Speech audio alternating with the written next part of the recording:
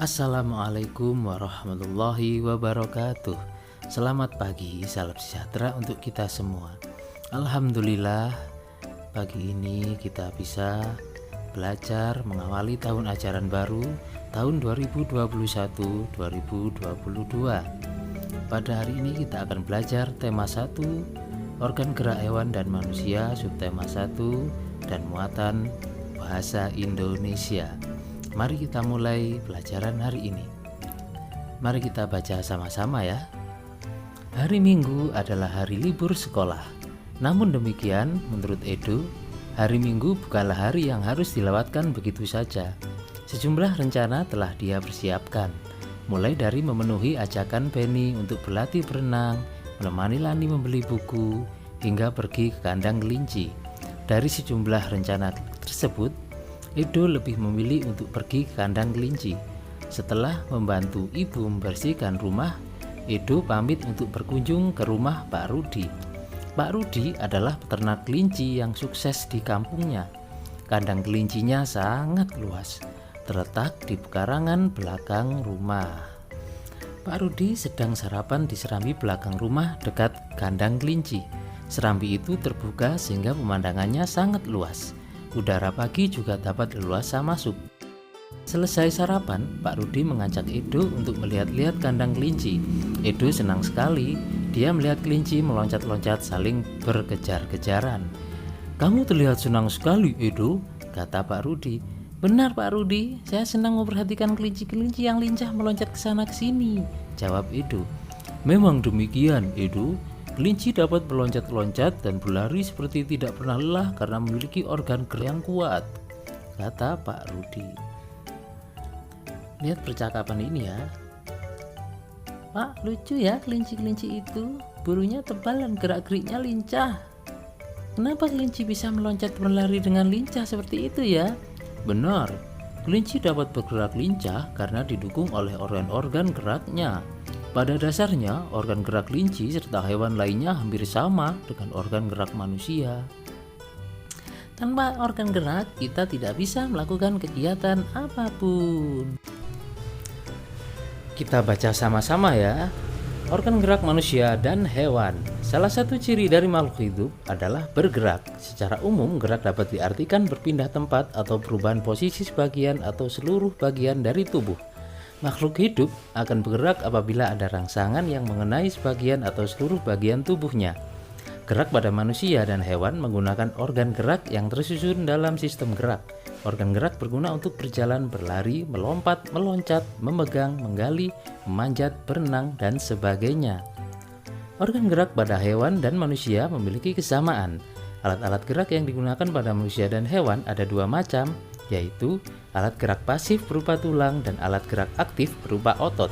Kedua alat gerak ini akan bekerja sama dalam menentukan pergerakan.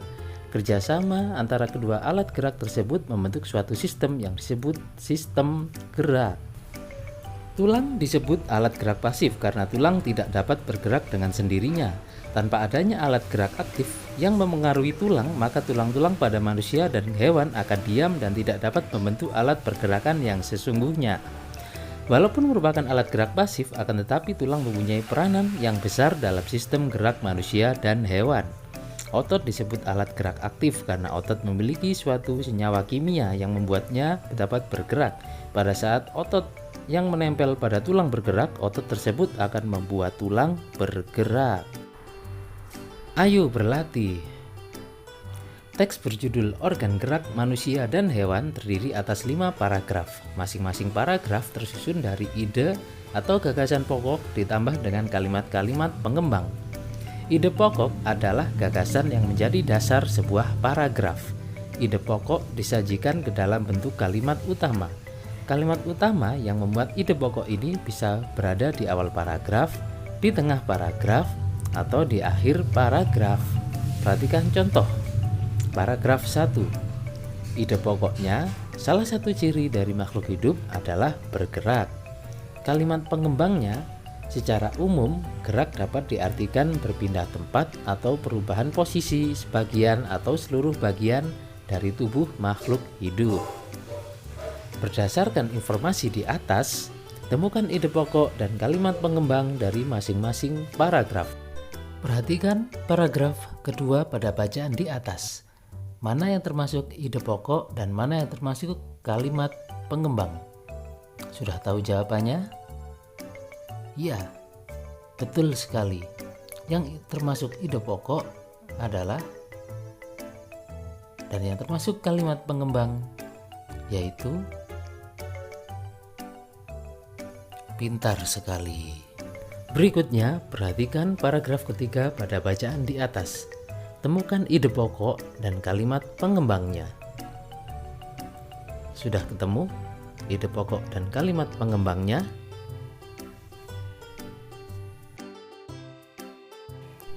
Ya, ide pokoknya adalah dan kalimat pengembangnya adalah.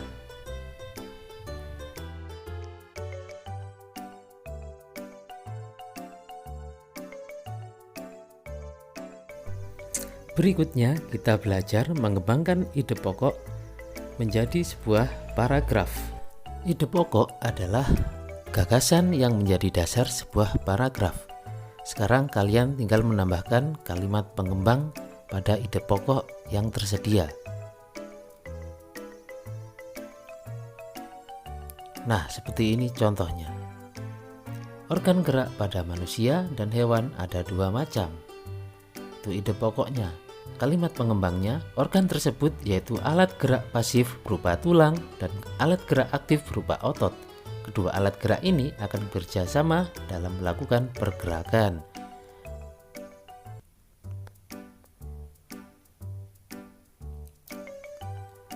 Organ gerak banyak sekali fungsinya. Organ gerak berguna untuk berjalan, berlari, melompat, meloncat, memegang, menggali, memanjat, berenang, dan sebagainya. Nah, dari gabungan ide pokok dan kalimat pengembang, maka jadilah sebuah paragraf yang tersusun dengan baik dan benar.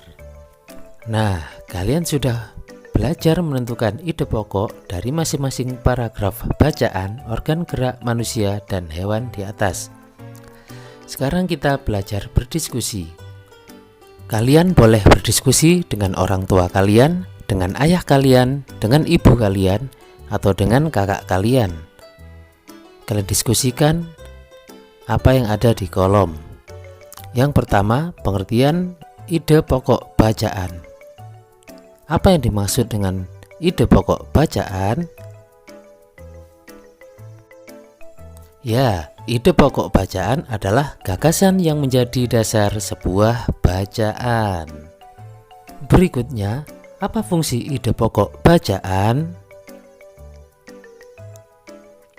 Ya, fungsi ide pokok bacaan adalah memberikan penjelasan dari inti suatu bacaan. Selanjutnya, yang terakhir, bagaimana cara menentukan ide pokok bacaan?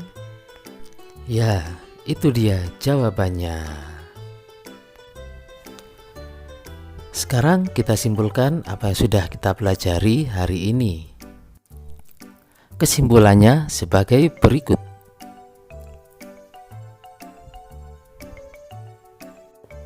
Dengan kesimpulan ini, maka berakhir sudah pembelajaran hari ini. Semoga bermanfaat, semoga menambah kepintaran kalian. Sampai jumpa di pembelajaran selanjutnya. Wassalamualaikum warahmatullahi wabarakatuh.